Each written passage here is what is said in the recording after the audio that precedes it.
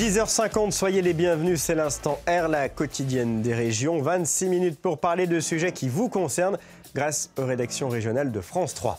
Nous parlerons par exemple de smartphones. S'ils nous sont devenus très, pour ne pas dire trop utiles, nous verrons qu'ils sont essentiels pour les secouristes qui, grâce à des applications, gagnent du temps pour intervenir. Pour les policiers aussi, qui l'utilisent afin de résoudre bon nombre d'enquêtes. Comment ?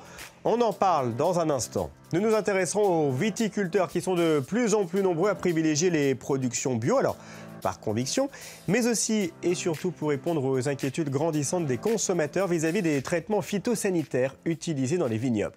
Et sans plus tarder, parlons d'un sujet qui interpelle dans le monde de l'assurance vie. Plus de 5 milliards d'euros n'auraient pas été distribués par les assureurs. Ces derniers traîneraient un peu à retrouver les bénéficiaires de cette épargne. Fort de ce constat, une loi a été adoptée, une loi pour renforcer les obligations des assureurs et, vous allez le voir, pour remonter jusqu'aux intéressés. Cela ressemble parfois à de vraies enquêtes de police. Il y a quelques semaines, Yolande Janssen a reçu un courrier surprenant. Madame, nous sommes informés du décès de Monsieur Walter Janssen survenu le 30 mai 1996. Cette veuve ne se doutait pas que son mari avait souscrit une assurance vie. C'est un choc parce qu'on vous demande si vous êtes l'épouse de Monsieur Walter Janssen. Oui, je l'étais, mais c'était il y a 20 ans. On se dit, mais qu'est-ce qu'ils ont fait depuis toutes ces années ? De nombreux Français ignorent qu'ils sont les bénéficiaires d'une assurance vie ou d'un compte bancaire tombé dans l'oubli. L'assureur ou le banquier traîne pour les contacter. La nouvelle loi Eckert renforce les obligations de recherche. C'est ce service de la Banque de France qui joue le rôle de gendarme. L'enjeu est important. Les assurances vie en déshérence représentent près de 5 milliards d'euros. 4 assureurs ont été épinglés l'an dernier. Nous avons fait plus de contrôles que ça. Il y en a 4 sur le lot, je dirais, qui ont été sanctionnés parce que les manquements ont été considérés comme graves. Les montants cumulés des sanctions dépassent les 100 millions d'euros. Des amendes records qui donnent du travail à cet homme. Généalogiste, il reçoit de plus en plus de dossiers d'assureurs aux abois, pressés tout à coup de retrouver les bénéficiaires des contrats de souscripteurs décédés. On a eu un afflux de dossiers qui était considérable, un vrai raz-de-marée. On a aussi engagé beaucoup de personnes. On est conscient d'une chose, c'est que ça va être ponctuel, parce que c'était des vieux contrats d'assurance vie. Maintenant, lorsqu'on souscrit un contrat d'assurance vie, les clauses sont beaucoup mieux rédigées. Et donc, à l'avenir, on fera beaucoup moins appel à des sociétés comme la nôtre. Les bons élèves ont préféré développer leur propre service d'enquête. Chez cet assureur, un nouveau programme de recherche de bénéficiaires a été lancé l'an dernier. Nous avons recruté 500 personnes qui sont autant de fins limiers de Sherlock Holmes qui pistent les bénéficiaires de ces contrats d'assurance vie avec l'aide des mairies, avec l'aide de partenaires comme les grands réseaux de distribution du courrier, mais aussi les commerçants sur le terrain. Un travail qui a déjà permis à AXA de régler 90% de ces vieux dossiers, dont certains remontent comme celui-ci à 1925. Et avec le temps qui passe, les nouvelles technologies se développent au point de devenir toujours plus performantes. Aujourd'hui, 77% des Français détiennent un smartphone, plus qu'un téléphone, un outil qui permet aussi de sauver des vies. Les gendarmes, par exemple, les utilisent pour retrouver des personnes égarées grâce à des applications de géolocalisation. Les enquêteurs, eux, s'en servent pour résoudre bon nombre d'enquêtes. Il faut dire que les smartphones regorgent d'indices, ce qui peut s'avérer très utile dans certaines affaires. L'instant tendance nous emmène à Oron, c'est dans les Alpes-Maritimes. Les pelotons de gendarmerie de haute montagne disposent d'un nouvel atout pour secourir, c'est le téléphone portable. Le major Stéphane Narbeau du PGHM de Saint-Sauveur-sur-Tinée joue les randonneurs perdus pour nous montrer comment fonctionne Jandlock, un système inventé par un gendarme de l'Isère en 2012. Jandlock permet de localiser une personne si elle a un smartphone et du réseau. Donc là, je voudrais me localiser précisément sur une carte hygiène. Donc pour être localisé précisément, il faut que j'appelle le PGHM. PGHM des Alpes-Maritimes, j'écoute. Ouais, bonjour, c'est Stéphane. Salut Steph. Écoute, je suis sur un sentier et j'aimerais que tu me géolocalises. D'accord. Alors là, on va rentrer le numéro de téléphone de la personne qu'on doit géolocaliser. Ce qui va engendrer la réception d'un SMS. Et donc la personne qu'on recherche aura juste à cliquer sur un lien. Ah, je viens de recevoir un SMS. Autorisez-vous pghmisère.com à utiliser vos données de localisation. OK. Jean Deloc donne immédiatement la position satellite du propriétaire du portable, au mètre près. Cette précision est essentielle pour le bon déroulement d'une opération de secours qui débute toujours par la localisation de la victime. Lorsqu'on envoie les moyens, si la personne n'est pas localisée, on perd plus de temps à essayer de trouver la personne. Alors qu'il y a toute une phase préalable au secours qui se traite au bureau, devant un fond cartographique, éventuellement avec l'outil Jean Deloc. Et c'est une phase qui est primordiale pour nous. Les portables sont donc désormais au cœur des recherches de personnes. Ils sont omniprésents et depuis longtemps dans les enquêtes criminelles, qu'il s'agisse de terrorisme ou de meurtre.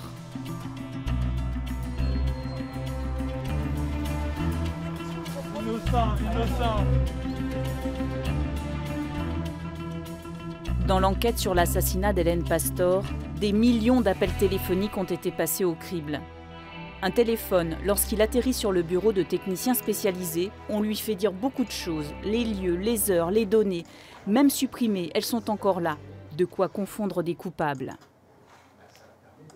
Ça fait partie des éléments qui permettent de les confondre, mais aussi de les dégager de toute implication, puisqu'on travaille à charge et à décharge. Et un téléphone permet d'établir la vérité, en tout cas en ce qui concerne son fonctionnement. C'est bien rare aujourd'hui que sur n'importe quel type d'infraction, que ce soit une personne mise en cause ou une victime, il n'y ait pas quelque chose qui se rapporte à la téléphonie. Que ce soit via les applications Internet sur de la messagerie ou du chat instantané, ou que ce soit tout simplement de la communication via le réseau GSM traditionnel. Ces gendarmes spécialisés analysent aussi beaucoup d'ordinateurs. La cybercriminalité a gagné du terrain. Aujourd'hui, même dans les jeux en ligne, se cachent des recruteurs djihadistes et des prédateurs pédophiles.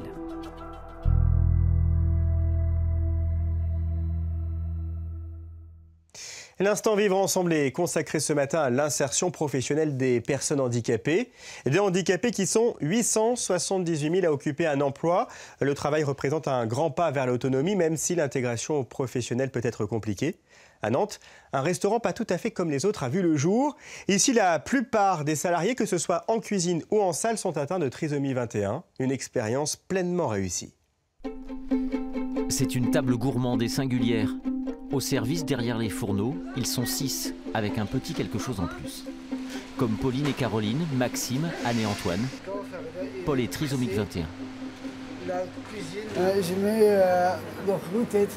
Non, l'épluchure ici, les épluches. Ah, épluchure et patates. Ouais. Je fais la cuisine, je sais faire tout, un crème chantilly, une tarte au mangue, tarte au citron, mais cuit. Chocolat, c'était excellent. Le Reflet a déjà 1 an d'existence. Le jeune homme y travaille depuis son ouverture, à raison de 24 heures par semaine. Désormais, Paul gagne sa vie. J'ai un CDI, oui. J'ai un contrat. J'ai un salaire. Je gagne la monnaie, l'argent. Comme tout le monde. Comme tout le monde. Un pas de géant vers l'autonomie tout en douceur, grâce à la bienveillance de Farida, hyper disponible. Paul a bénéficié d'une attention toute particulière dans les premiers temps. J'avais besoin de dégager du temps pour me consacrer pour lui, pour travailler dans le calme, pour pouvoir le former un peu plus. En 6 mois, on a vu l'évolution de Paul, quoi. Que ce soit au niveau comportement, au niveau professionnel, relation aux autres. Donc oui, ça l'a fait grandir, le fait de travailler. Le Reflet, une extraordinaire aventure humaine avant tout. Car l'enjeu va bien au-delà de la création de conditions de travail taillées sur mesure pour les personnes trisomiques. L'idée, c'est à la fois de pouvoir créer de l'emploi et puis également pouvoir créer un lien entre eux et puis le reste de la société, parce que voilà, dès qu'on est différent, on nous met un petit peu de côté et cette rencontre a peu souvent lieu.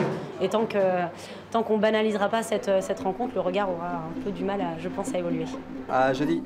À jeudi, essayez d'y porter. Un travail et demain qui sait l'indépendance. Ce mois-ci, Paul ne rentre pas chez ses parents. En transport en commun, il regagne seul le foyer d'accueil et d'hébergement de l'association L'Étape. Je vais montrer la pièce de... On fait plein de choses à manger. On se sert tout seul, comme un grand. Il faut apprendre à grandir. Nous, on est là pour accompagner justement pour que l'autonomie puisse l'acquérir et évoluer à ce niveau-là. Qui découvre aussi ses capacités. Si des fois il n'a pas l'occasion de pouvoir faire, je prends un exemple, à manger chez lui, ici on va lui donner la possibilité d'expérimenter ça. En prenant le temps avec l'un d'entre nous. Faire une liste de courses, ouais, voilà, faire des courses, préparer la cuisine avec lui. Gérer un budget. Tu voudras aller où alors quand tu n'habiteras plus chez tes parents? Moi, j'aimerais bien aller, moi. Ici, moi. T'aimerais bien venir ici? Bah oui, hein. À chaque fois qu'on le récupère, je lui demande, bah alors tu vas rester? Il dit non, non. Plus tard, il va refaire un stage. Et puis de toute façon, ici, il n'y a pas de place, donc ça l'arrange aussi. Mais voilà, il faut du temps, je pense, pour appréhender cette nouvelle vie-là, quoi. C'est la 3e fois que Paul séjourne ici, sur des périodes de plus en plus longues. Un temps qui fait grandir. Oui, les foyers d'accueil et d'hébergement de ce type sont encore trop rares, hein. Le manque de place est criant. Paul, par exemple, que l'on vient de voir dans le reportage, devra attendre plusieurs années avant de pouvoir intégrer définitivement ce genre d'habitation. Voilà qui nous amène à cette autre initiative intéressante à Dijon où valides et handicapés ne font plus qu'un. Depuis 40 ans, le Tandem Club invite des personnes déficientes visuelles à pédaler. Des voyants deviennent leurs yeux et leurs guides. Une belle complicité qui se transforme souvent en belle amitié.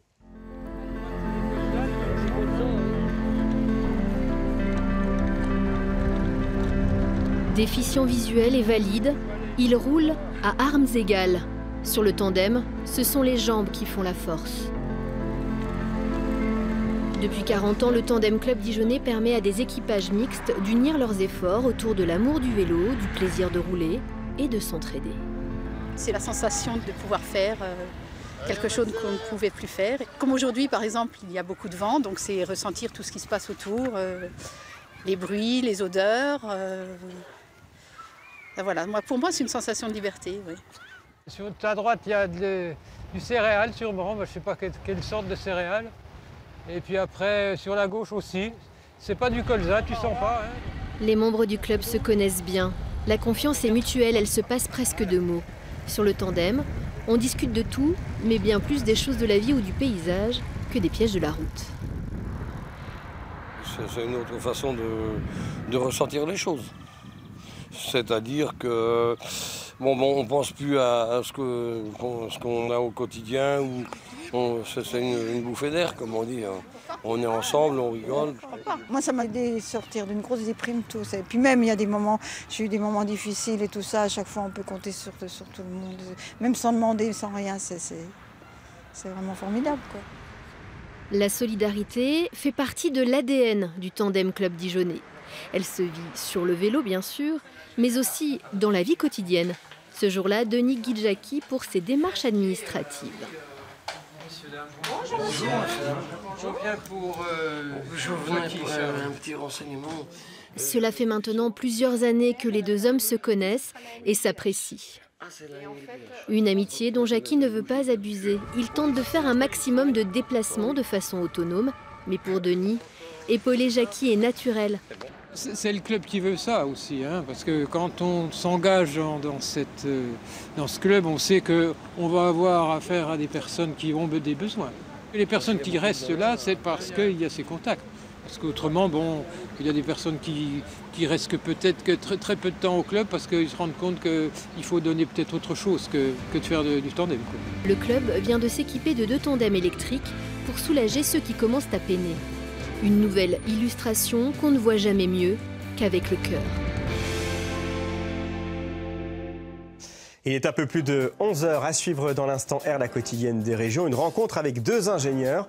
Ensemble, ils conçoivent des cabanes dans les arbres, des constructions insolites et écologiques que nous visiterons. Nous découvrirons également le travail assez étonnant des éleveurs de vers à soie.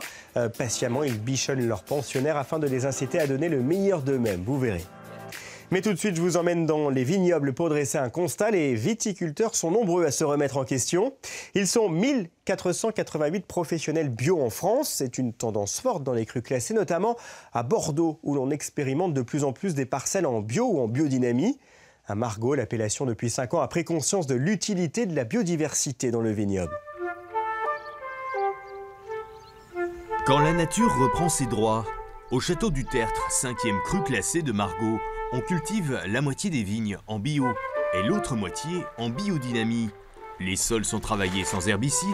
On croit ici en la confusion sexuelle en guise de protection insecticide. On laisse s'installer de mauvaises herbes, mais surtout, on n'utilise pas de pesticides. On est arrivé à la biodynamie par conviction. C'est pas par croyance. Pour moi, c'est très très différent. Conviction qu'il fallait faire quelque chose pour l'environnement, qu'il fallait faire quelque chose pour les hommes qui travaillent avec nous, pour les protéger, pour protéger leur santé, et puis évidemment pour protéger le consommateur également, c'est-à-dire obtenir un vin hautement qualitatif, sans résidus de pesticides.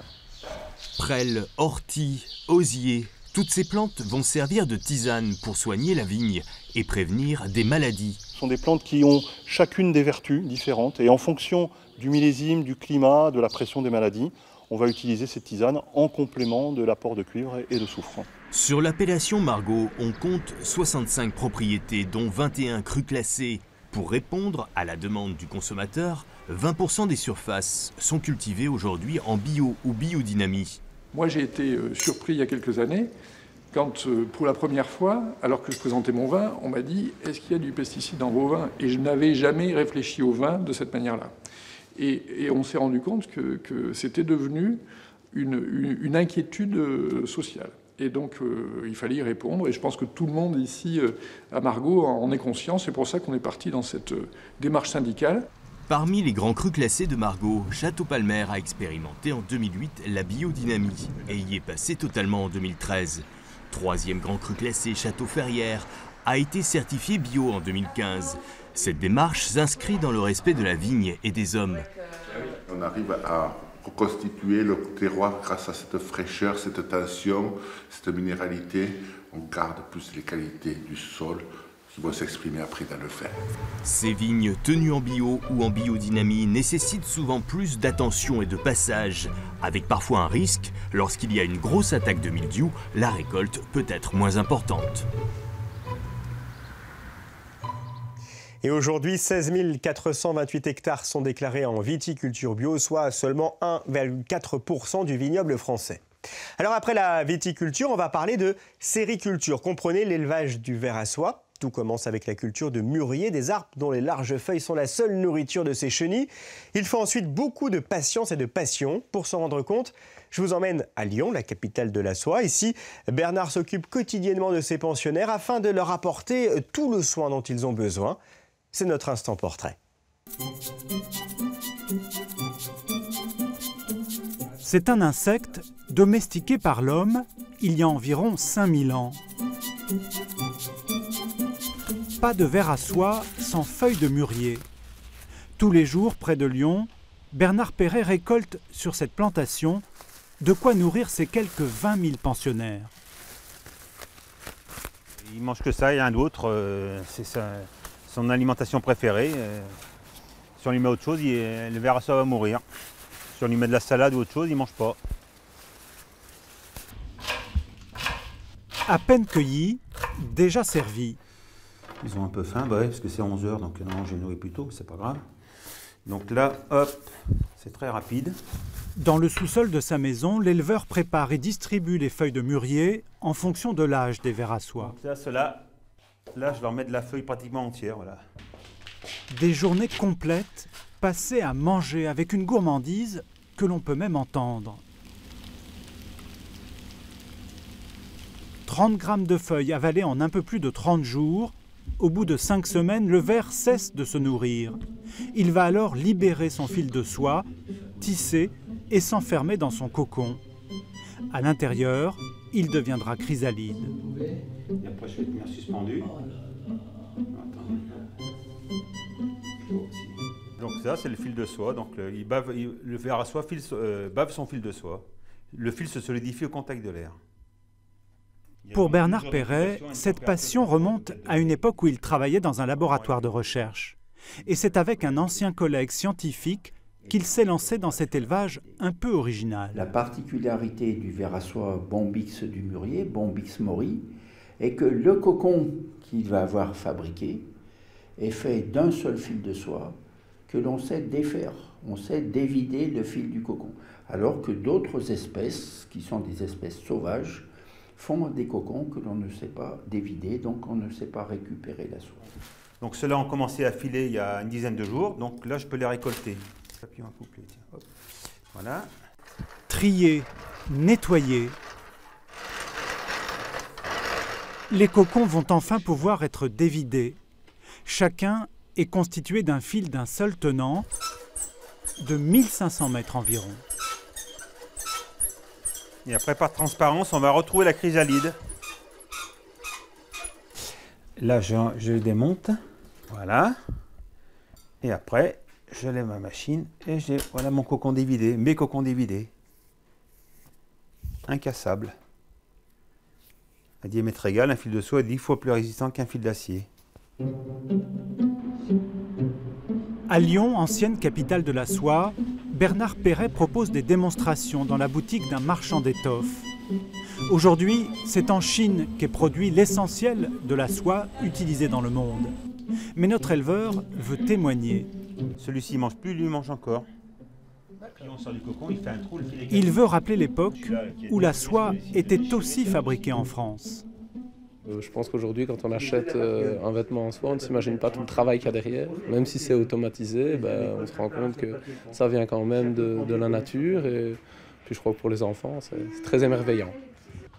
Le sériciculteur vend une petite partie de sa production. Son espoir, parvenir à transmettre son savoir-faire. Tu vois les cocons qui bougent? Pour que l'élevage du ver à soie, c'est que tu apprends les dévider, se poursuive en France. On a trouvé son futur métier. Voilà. Qui enfant n'a jamais rêvé d'avoir sa propre cabane dans un arbre? Ce rêve, deux ingénieurs l'ont eu au point d'en faire leur métier. Il était un arbre, c'est le nom de leur entreprise. Ils imaginent, dessinent et réalisent leur création. Des constructions aux formes insolites et écologiques, 100% bois. Un matériau qu'ils façonnent avec élégance. Direction Bertramesnil dans les Vosges pour visiter ces maisons d'un nouveau genre.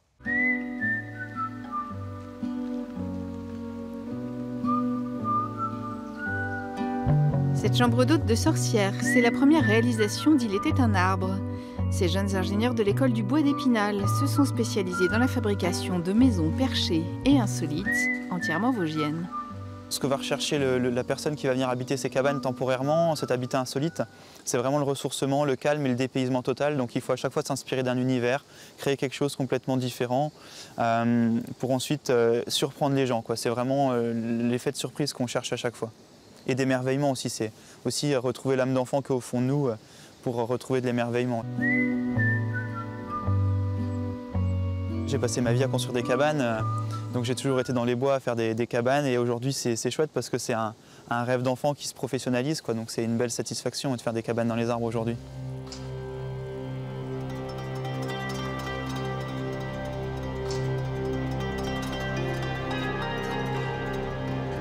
Cinq salariés, des projets de plus en plus gros.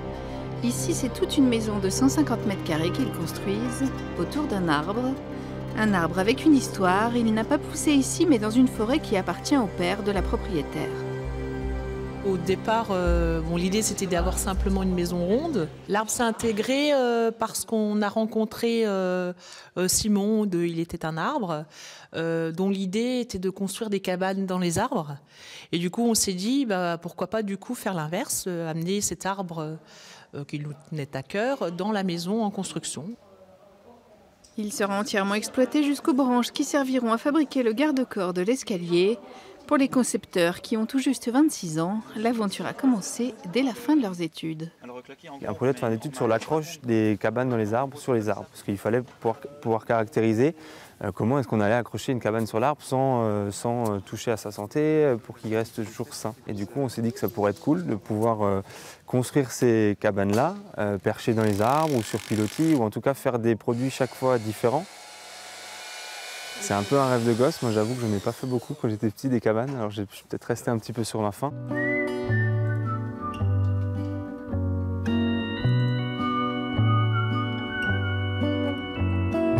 bois revient vraiment au cœur de l'économie. C'est un matériau très polyvalent. On essaie de retrouver à chaque fois des choses un peu originales. C'est vrai que je pense que le bois, il y a un côté un peu profond en nous. C'est que le bois, ça accompagne l'homme depuis la nuit des temps. Et je pense qu'il y a un côté assez ancestral avec le bois. Et ça explique que tout le monde se sent touché par ce matériau. Il était une fois 2 jeunes gens qui ont un jour touché du bois. Ils bâtissent désormais des cabanes dans toute la France. Et pour en savoir plus sur ces créations originales dans les arbres, ilétait-un-arbre.fr est à votre disposition. Demain encore, je vous invite à sillonner nos belles régions pour parler de sujets tendances, découvertes, bien-être et pratique. L'instant R comme région revient à 10h50 sur France 3 bien sûr. Très belle journée à vous, à demain. Retrouvez tout de suite Vincent Ferniaud pour Midi en France.